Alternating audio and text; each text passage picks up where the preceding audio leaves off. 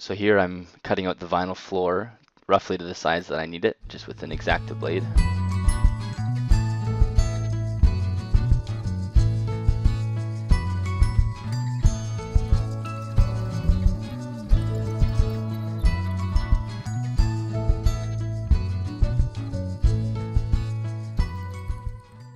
Alright, so silicone is cured, or I shouldn't say cured, it takes 24 hours to cure, but it's hardened up to the point where it's not going to wipe off when I put this in.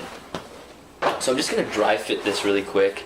I try to cut it as close as I can lengthwise to the right size, or else it's just a total pain to cut. I'm just going to put it down.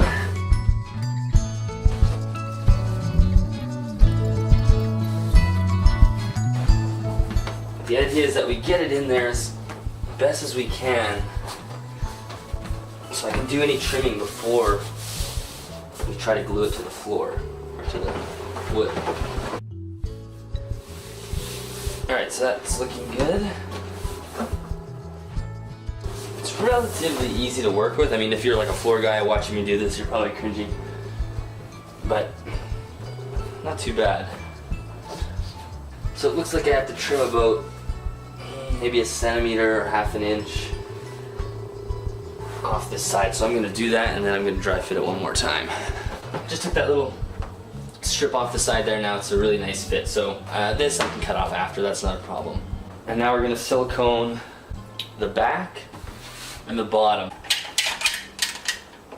I'm going to use the silicone. I'm going to kind of go in an S or squiggle pattern. I especially want to make sure I'm getting a good amount of silicone on where the edges are going to lie, because that's really where you want it to stick. You don't want it to start lifting. And then I'm going to use this just scrap piece of hardboard, and I'm just going to try to smooth it out a little bit so we can sort of make a thin layer of silicone.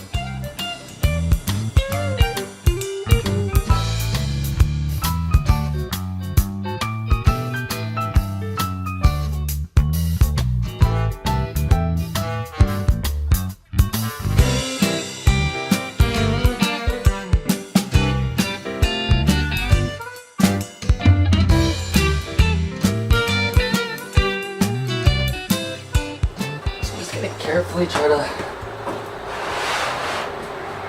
It's not like the silicone cures instantly, so you got a lot of play, a lot of wiggle room in terms of time. Just gonna press it in. That fits really well.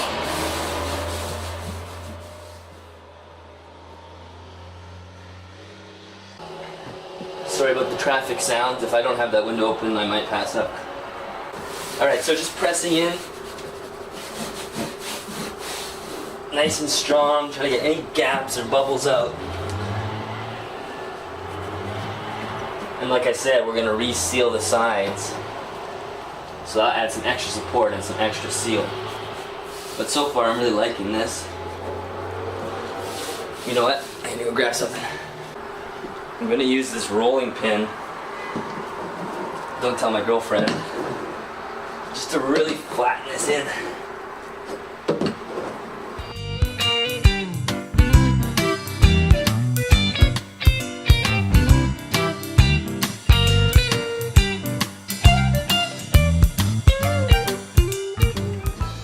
Now I'm just going to finish off this flooring by just re-going through all the seams that the the vinyl floor ends on. So that's the top, the sides, and these two sides here, just to really make sure that's a complete seal. We don't want any moisture or anything getting underneath that.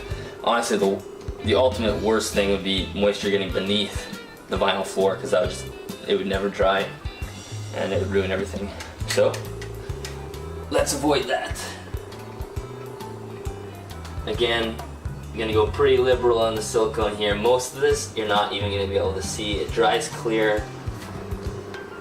As long as you don't botch it super bad, it's not going to be noticeable.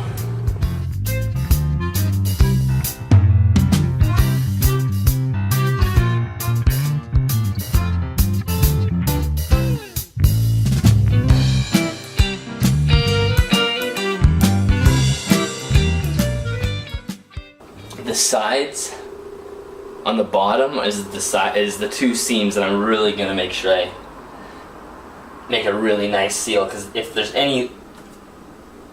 there's any edge that's a risk, it's that one, because it's on the floor with the snakes. The other ones are not, but this is where urates and things can sit for a while. I just finished doing the seams, or I finished about 20-30 minutes ago, the seams of the tile floor, or the vinyl floor. So ideally everything is sealed up nice and tight. The silicone's not quite dry, it's still pretty soft, but I'm going to move on to the next step anyway. I'm not too worried about that, I can fill in silicone later. So the next step is throwing the runner on the bottom. So this board is going to sit here, I'm going to bolt it in. On top of this board, this is a 1x3. It's a piece of oak. I tried to do this project as cheap as possible, and I really didn't feel like staining wood, so I bought what looks like a nice wood, although it's still going to look like a bare piece of wood, but oak does have a little bit of a nicer look to it, and if I do want to eventually stain it, I can pop it off and stain it. I doubt I'll want to do that. So this is going to sit right here. On top is going to be plastic tracks for the sliding glass doors. So we're going to have another track running across the top, and of course the other track is going to be running through the bottom here. The reason I'm adding this, I could add the track right to the base of this, but if I do that, then every time I open up the door, substrate's going to fall out. So we're just going to dry fit it. So I think it's a pretty tight fit here. So these shelving units are a little bit weird because this side's shorter than this edge. So this edge is not going to be flush, which is whatever, fine. And nothing's going to be perfect, although you want this to be pretty straight, I imagine, because the glass is going to be sitting on it. So any kind of warping might do some weird things with the glass, I'm not too sure. Like I said, making it up as I go. I just want to make it so hopefully it works. Okay, so that looks like about right. So really quick, I'm going to show you guys something. I have to wait for my drill's actually out of battery, so I'm waiting for it to charge. But I'm going to show you something that I did. So you might remember at the very beginning I took this piece off the shelf that I had removed, and I said that I'm going to do something with it later, and I'll show you what that is. So the way these cabinets were when I got them, this edge was sort of unfinished, and it's also, you can see, not flush with the other side, where the other side the edges meet. I mean, this is all, it's a rough cabinet, right? But this edge is missing something, so I thought I would just repurpose this piece here, and it'll fit perfect because that's where it came from in the first place, except for a little bit lower. So that just sort of is going to finish off that edge. I'm going to screw it in, and then this way this runner on the bottom is actually going to tuck behind, and then the glass, the sliding glass, will be able to tuck behind this piece as well. So I thought that made it look a little bit nicer. This finishing piece up here has been bolted in, and I've also put screwed in, and then I put 2 screws in on the runner on the bottom. Then I'm going to run some screws right through the bottom now.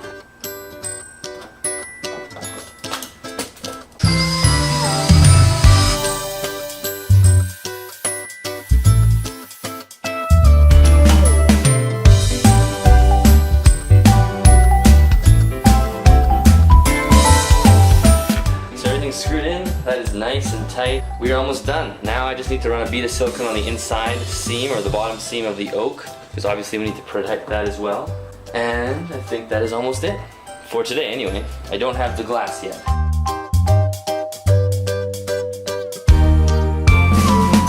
I wanted to show you guys something I added to the bottom. I added these little kind of ski type things. These are going to be resting right on the floor. And I have 3 of them. I haven't quite finished this last one yet. My drill died. Just waiting for the battery to charge. Of course, my last screw.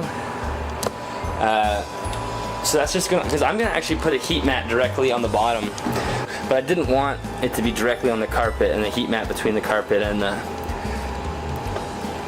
enclosure. So this is gonna be a little air gap to have some airflow underneath, and then I just glued some of that vinyl flooring right to this wood, just so it slips easier on the floor and the carpet, just for ease of use. Alright, so we're pretty much done all the dirty work for setting up these enclosures. All the messy stuff is pretty much done. All that's left is installing the glass, and I'll come back in a second and explain what's going to happen with that. So I'm going to clean up. The place is an absolute disaster. I want to clean up before my girlfriend gets home. And then I'm going to set these back up to where they're supposed to be in the snake room, or the reptile room, and then I'll explain what's going on with the glass.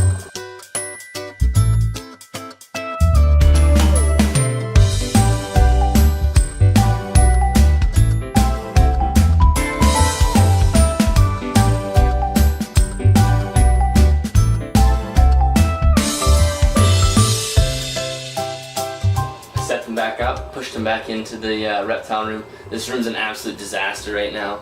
I have stuff everywhere, and both of my snake tubs are just on the floor. So I'm gonna clean that up later. But anyway, I'm really happy with the way these turned out. I think they actually look really good. There's tons of space here.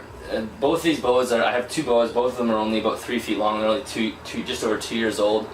I'm not feeding them very fast. Just I want them to grow nice and slow. These will last them an extremely long time. My male might even be able to stay in here for his whole life because he's. I don't anticipate him to get very large. So this is basically a 4 foot long. It's 46 inches. So 46 by about 17 by 20. So 20 in height and 17 in width. So they've got a lot of height to climb. People say boas don't climb. My boas climb a ton. I love to see them climb. I think it's great exercise. So I'm going to go into the woods maybe this weekend and find some nice sticks and make sure I disinfect them or whatnot, and I'll put them in here.